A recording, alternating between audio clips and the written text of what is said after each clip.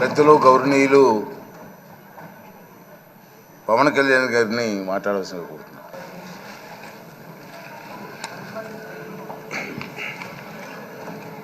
పదహారవ శాసనసభకి ఏకగ్రీవంగా ఎన్నికైన సభాపతి శ్రీ చింతకాల అయ్యన్ పాత్ర గారికి హృదయపూర్వక నమస్కారాలు, మీ శుభాకాంక్షలు.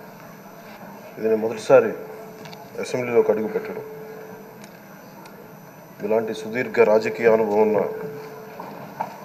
దాదాపు 7 సార్లు ఎమ్మెల్యేగాను, ఒకసారి పార్లమెంట్లో అడుగుపెట్టిన మీకు, Panchayati Raj, technical education, forest, R&B అనేక మంత్రిత్వ శాఖల్ని సమర్థవంతంగా నిర్వహించిన మీకు ఈ సభాధ్యక్షుడు, ఈ స్పీకర్ స్థానంలో కూర్చోవడం నాకు చాలా ఆనందంగా ఉంది.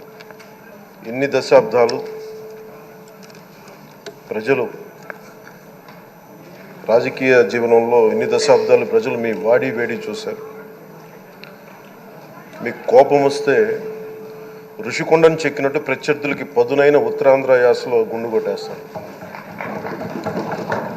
ఒకటే బాధేస్తా ఉంది సార్, ఇకపైన మీకు తిట్టే అవకాశం లేకపోవడం. కానీ ఇక మీద సభలో ఎవరు తిడుతున్నా దాన్ని ఆఫ్ చేసే బాధ్యత మీ చేతిలోనే ఉంది. మీరే మైక్ ఆఫ్ చేయాలి. అంటే మా చిన్నప్పుడు నేను చూసేవాడు, ఒకసారి అల్లరి చేసే అబ్బాయిని క్లాస్ లీడర్ చేసేవాడు చిన్నప్పుడు మా స్కూల్లో. కానీ ఇన్నాళ్ళు ప్రజలు మీ వాడి వేడి పలుకులు, మీ ఘాటైన వాగ్దాటి చూశారు. ఈ రోజు నుంచి రాష్ట్ర ప్రజలు మీ హుందాతనం చూస్తారు. డిబేట్స్ వెనకాల దాక్కుని సంస్కారహీనమైన భాషలని, భావాలని రకరకాల మాధ్యాల్లో విరజిమ్ముతూ ఉంటారు. దాని నియంత్రణ మీ ఆధ్వర్యంలో ఇక్కడి నుంచే మొదలవ్వాలి. ఇందాక సభానాయకులు గౌరవ ముఖ్యమంత్రి శ్రీ చంద్రబాబు నాయుడు గారు చెప్తారు, ఆడబిడ్డలు ఏ విధంగా నలిగిపోయారు ఈ రాష్ట్రంలో గత 5 సంవత్సరాల్లో. చిన్న లేదు, పెద్ద లేదు, ఎవరని లేదు. ఎవరన్నా సరే ఒక మాట మాట్లాడితే వాళ్ళు వ్యక్తిగతంగా దూషణ, సోషల్ మీడియాలో వాళ్ళని క్యారెక్టర్ అసాసినేట్ చేయటం, వాళ్ళు పెద్ద నాయకులు కావచ్చు, కార్యకర్తలు కావచ్చు, లేదా వాళ్ళకి ఎదురు తిరిగి ఒక ఒపీనియన్ చెప్పి ఎవరైనా సగటు మనిషి కూడా కావచ్చు, అది ఇక్కడితో ఈ రోజు నుంచి ఆగిపోవాలి అధ్యక్ష. అది మీ ఆధ్వర్యంలోనే మొదలవ్వాలి. గత ప్రభుత్వం తాలూకు సభ జరిగిన విధానం చూస్తే ఈ వ్యక్తిగత దూషణ ఇవన్నీ చాలా ఇబ్బంది పెట్టే ప్రజలు. ఈ రోజున వాళ్ళకి 11 సీట్లకు పరిమితం అయ్యారు, ఈరోజు లేరు, ధైర్యం లేదు వాళ్ళకి. విజయాన్ని తీసుకోగలిగారు కానీ ఓటమిని కూడా ధైర్యంగా కూర్చుకునే వాళ్ళకి స్థాయి లేదు, వాళ్ళకి పారిపోయారు ఇక్కడి నుంచి. భావంలో ఉండే తీవ్రత భాషలో ఉండాల్సిన అవసరం లేదు. భాష మనుషుల్ని కలపడానికి కానీ విడగొట్టడానికి కాదు. భాష విద్వేషం రేపడానికి కాదు, పరిష్కరించడానికి. ఎంత జటిలమైన సమస్య అయినా, భయంకర సమస్య అయినా చర్చల ద్వారా పరిష్కరించుకోవడానికి కానీ వివాదం సృష్టించడానికి కాదు. ఈ సభ ఉన్నది అందుకు. కానీ మనం చూసింది వాళ్ళ దగ్గర నుంచి బూతులతోటి, వ్యక్తిగత దోషులతోటి రాష్ట్ర పురోభివృద్ధిని ఆపేశారు. అలాంటి సభ కాకుండా ఇందాక మన పెద్దలు శ్రీ గౌరవ ముఖ్యమంత్రి చంద్రబాబు గారు చెప్పినట్టుగా ఇది భవిష్యత్తుకి ఇది ఒక ప్రమాణం అవ్వాలి. 2047 వరకు ఇంత అద్భుతమైన స్థానంలో మనకి ఆంధ్రప్రదేశ్ తెలుగు జాతి ఉన్నత స్థాయికి వెళ్ళాలంటే ఈరోజు మనం వేసే ప్రతి అడుగు అది భవిష్యత్ తరాలకు ఒక నిర్దేశక ఒక టచ్ స్టోన్గా ఉండిపోవాలి, ఒక గిట్ రాయిగా ఉండిపోవాలి.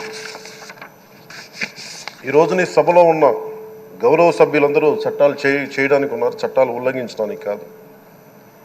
విభేదించడం అంటే ద్వేషించడం కాదు, వాదించడం అంటే కొట్టుకోవడం కాదు. ఇవన్నీ విభేదించడం, వాదించడం ఇవన్నీ ప్రజాస్వామ్యానికి చాలా మౌలికమైన పునాదులు.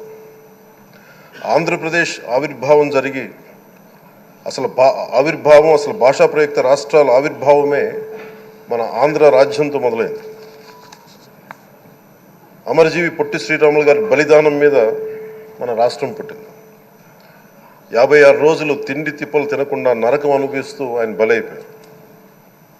ఆయన మరణానికి చేరువవుతూ ఆమరణ నిరాహార దీక్ష చేసిన ప్రతిరోజు మనకి దాదాపు ఈ సుదీర్ఘమైన 6 దశాబ్దాల కాలం 1.5 సంవత్సర కాలం అంటే ఆయన ప్రతిరోజు చావుకు చేరువవుతూ భోజనం లేకుండా ఆయన గడిపిన ప్రతిరోజు మనకి 1.5 సంవత్సర కాలం. అలాంటి నేపథ్యంలో అలాంటి మహోన్నతుడు శ్రీ పొట్టి శ్రీరాములు గారి త్యాగాన్ని కనుక మనం ఈ సభలో ప్రజా సంక్షేమం కోసం మాత్రమే చర్చలు జరగాలి, వాదోపవాదాలు హద్దులు దాటకుండా ఉండాలి, వ్యక్తిగత దూషణకి తావివ్వకుండా ఉండాలి. అలా కాకుండా గత ప్రభుత్వంలాగే ఈ సభని తిట్లకి బూతులకి కొట్లాటకి వాడితే ప్రతి నిమిషం పొట్టి శ్రీరాములు గారి బలిదానాన్ని అవమానం చేసినట్టే. ఒక గొప్పవాడు, ఒక మహానుభావుడు బతికినప్పుడు మాత్రమే కాదు, చనిపోయిన తర్వాత కూడా కొన్ని తరాలు ఉపయోగపడతారని నిరూపిస్తారు. అలాంటి కోవకు చెందిన మహానుభావులు ఆంధ్ర రాష్ట్ర సృష్టికర్త, భాషా ప్రయుక్త రాష్ట్రాలకు శ్రీకారం చుట్టిన ద్రష్ట, అమరజీవి శ్రీ పొట్టి శ్రీరాములు గారి స్మృతిలో ఒక విలువలతో కూడిన ఒక సత్సాంప్రదాయాన్ని తెరలేపుతూ మీ ఆధ్వర్యంలో ఈ సభ జరగాలని, ఈ 5 ఏళ్ల ప్రజాప్రస్థానంలో ఈ విలువైన 5 ఏళ్ళు రాబోయే తరానికి గొప్ప భవిష్యత్తునిచ్చేలా, అన్నం పెట్టే రైతుకి, కౌలు చేసుకునే రైతుకి, రైతు కూలీకి అండగా ఉండేలా, మహిళలకి భద్రతతో పాటు ఉన్నత స్థాయికి ఎదిగేలా, ప్రభుత్వ ఉద్యోగులకి భద్రత కల్పించేలా, పశువు పక్షి ప్రకృతి సర్వజనులందరికీ కూడా మతాలకి ప్రాంతాలకి అతీతంగా సుభిక్షంగా అభివృద్ధి పదంలో ఆంధ్రప్రదేశ్, ఆంధ్ర రాజ్యం అద్భుతమైన ప్రగతి సాధించేలా ఈ చర్చలు సాగాలని కోరుకుంటూ, సభాపతి అయ్యన్న పాత్రుడి గారికి మీ ఆధ్వర్యంలో ఈ సభ ఒక సరికొత్త సాంప్రదాయానికి, సత్సాంప్రదాయానికి ఇది తెరతీయాలని కోరుకుంటూ మీకు మరోమారు శుభాభినందనలు తెలియజేసుకుంటాను.